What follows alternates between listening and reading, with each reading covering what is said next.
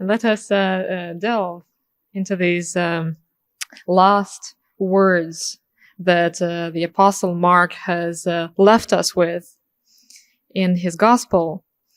These words that seem like the final commands, the words of the departure, the closing chapter, are in reality a very condensed, very rich description of Christian life. Because the foundations of Christian life go all the way back to the creation, all the way back to Genesis. Go into all the world and proclaim the gospel to the whole creation. Here is the key point. The gospel is for every creature. There is no man or a woman in this world who cannot encounter the gospel. A human being is created for the gospel. The human heart is compatible with the gospel. Adam and Eve are created to be loved. Men and women of this world have a natural, creational compatibility with the gospel. But what does it mean for the disciples? Whoever believes and is baptized will be saved, but whoever does not believe will be condemned. I think we will do right to recognize the really tragic nature of these verses on the one hand. It is true that love by nature is rejectable, and we can say no to the gospel. We can say no to love. But on the other hand, we should also recognize that it is not the task of the one who evangelizes, of the one who loves, of the one who serves, to establish whether that message has been delivered or not. We are the seed planters. Our job is to love. We plant the seed, and it's in the ground. We know that it's there. And then we leave it in God's hands. We don't know when, how, and for which purpose, and what plant, even, sometimes we don't know, He's going to sprout from that seed that we have planted. We can trust the Lord that He will do it in His own time. And of course, the church throughout the history has not always respected that. We have taken different routes, different methods. We tried to impose the gospel. We tried to indoctrinate. We tried to sell, to trade the gospel to the people, to the nations, to the cultures. And some of them have resisted. And they probably did well, because that was not the gospel. That was not the love of God. And so we can ask ourselves today, what do we announce then when we evangelize? Do we announce the duty? Do we announce the strings of musts and shoulds and have tos? Or do we announce the power? We do not announce the duty to be saved, but the power that saves. And because a human being is compatible with the gospel naturally, the human being is compatible with love. It's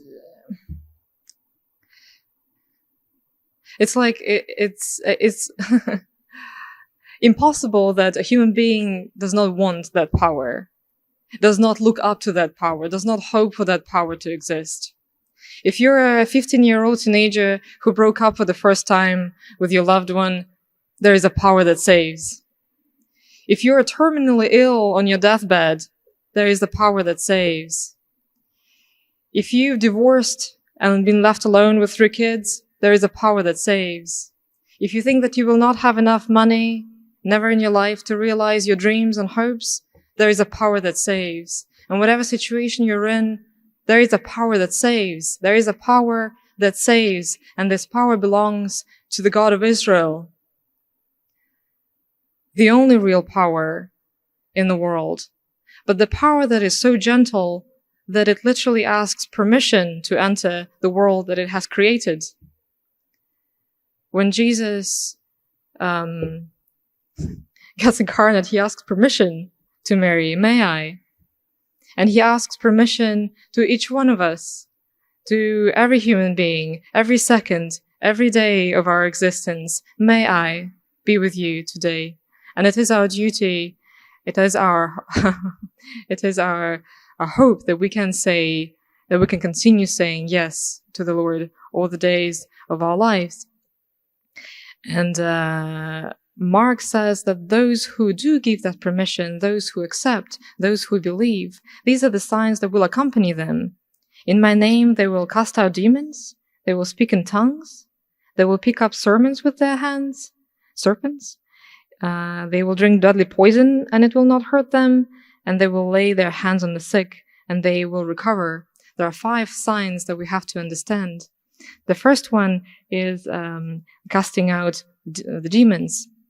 The church fathers, the people in the 4th century, the people who spend a lot of time praying in the desert, understood what that casting out of demons is. Apart from the activity of outright exorcism, which is only one part of fighting evil, there is a warfare, there is a fight that manifests itself daily in a very different form that is so common to us that we almost don't notice it. It manifests itself through the evil thoughts that we have to learn to banish. The thoughts of guilt, the thoughts of shame, the thoughts of victimization, the thoughts of pride, the thoughts of desperation, of hopelessness. But you can see when the person really starts to believe in good, really believes in the gospel, that they start to become more and more incompatible with evil. They start to banish these thoughts. They start to drive evil from their heart. And then we also have the new tongues that the disciples are going to speak. And of course, there is the gift of glossolalia, but again, it's only a marginal part of that larger gift that we receive as new creations. With the new creation, we receive a new language that we speak. A believer in the gospel speaks the language of new life. He speaks of birth, not death. He speaks of love, not fear. He speaks of starting anew, starting afresh. He speaks of building, not destroying. And whenever we hear that language, it's as if it was our mother tongue, because it is our mother tongue. It is the language that we were created to speak, that we were created to love. It is the voice of Christ, and we follow it. Even if it's a language that was forgotten by us long time ago, whenever we hear it, we are ready to follow, like the first apostles, like Andrew. And then it says they will pick up serpents with their hands. And here, of course, we can remember a famous passage from Exodus, the episode where the Lord commands Moses to pick up the serpent, and the serpent stiffens and becomes a staff. And with this staff, the Lord will perform the liberation of his people and will provide for his people, will make the springs of water come out of the rock in the desert. And this is how it is for the believers in the gospel. Every snake in our life, every situation is used by God for the good of those who love him. We have no doubts that it is so, because he has showed it so many times to us. We trust him. And so the believers in the gospel will have courage. They will not be timid. They will not be afraid to give themselves. They will not be afraid to risk. They will not be afraid to take steps. They will not be afraid to roll up their sleeves and get their hands dirty with the problems of humanity. And then we also have the poison that the disciples will drink and it will not hurt them. Now, poison is something that comes from outside, from the context. And we do suffer from the poisonous context, from the poisonous atmosphere we live in. We live in a culture that is fascinated by greed, fascinated by money, fascinated by power. We live in a culture that seeks human recognition, that makes it seem like Christian life is impossible. However, the good news is that it is possible. We can live without fear in the poisonous context. There is no difference between us and the first Christians who lived in the Roman Empire. They did not get poisoned. They did not lose their faith. In fact, if you look at the history of the church, whatever poisonous contexts the Christians handled, the reverse happened. They were able to bring healing to those places, to those people they served. And physical healing, yes, but even more than that, the healing that comes from the love that only God can give, the love as if you are His only son, as if you are really, really wanted as a creation. And that love not only restores the old and saves whatever is worthy to be saved of the old, but it also ushers in something completely new, something beautiful that we long for, but we don't quite see it. And so Christian life, Mark tells us today, is really a symphony, or maybe a synergy, a confluence of Lord's energy in the work of the disciples. The Lord will be with them. He will work with them as they cast out demons and as they speak the language of the new life and as they handle poisonous contexts. The Lord works with them. And this is, I think, what the Lord is telling us today. Do not be afraid, for I am with you. I work both around you and within you.